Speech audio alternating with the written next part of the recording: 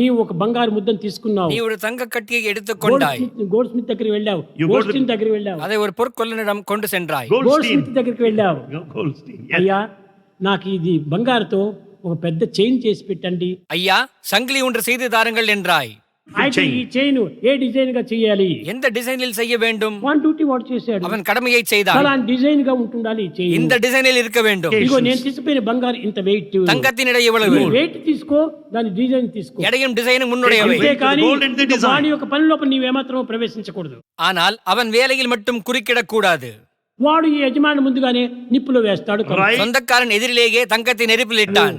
నా బంగారంతా నిప్పులు వేసి కాల్ చేస్తున్నావే, నిప్పులో వేయొద్దు. என் தங்கத்தை எல்லாம் நெருப்பிலிட்டு உருக்குகிறாயே, நெருப்பில் இடாதே என்றான். ప్రథమే సుత్తితో కొట్టాడు. உடனே சுத்தியால் నా அடித்தான். బంగారం సుత్తితో కొట్టద్దు, என் தங்கத்தை நீ சுத்தியால் அடிக்காதே, నిప్పులో వేయొద్దు, సుత్తితో కొట్టద్దు, సాగ వెరకద్దు, కటింగ్స్ చేయకూడదు, సెట్టింగ్ చేయకూడదు, ఏది చేయకుండా నాకు చైన్ కాబట్టి ఎట్లా అవుతుంది? நெருப்பில் இடாதே, சுத்தியால் அடிக்காதே, வெட்டாதே, நீட்டாதே என்கிறாய். ஏதும் செய்யாமல் எனக்கு செயின் வேண்டும் என்றால் எவ்வாறு కాబట్టి கிடைக்கும்? నీవు భగవంతునికి హృదయాన్ని అందించినప్పుడు దీన్ని ఇట్లా చేయకూడదు, అట్లా చేయకూడదు, ఇట్లా చేయకూడదు అని ఈ కండిషన్ పెడితే నీవు కోరినటువంటి ఆనందం నీకు ఎట్లా లభిస్తుంది? இறைவனுக்கு உன் இதயத்தை அர்ப்பணித்த பின் இதை செய்யாதே, அப்படி செய்யாதே என்று கண்டிஷன் போட்டால் விரும்பிய ஆனந்தம் எவ்வாறு భగవంతునికి கிடைக்கும்? అర్పితం చేయి, తాను ఏమైనా చేసుకొని నీ కోరిన ఆనందం అనేటువంటి నగ నీకు అందిస్తాడు. பகவானிடம் அர்ப்பணித்து விடு, ஆனந்தம் என்னும் நகையை உனக்கு அளிப்பார். నీకు అందిస్తాడు. அந்த ஆனந்தத்தையே உனக்கு அளிப்பார்.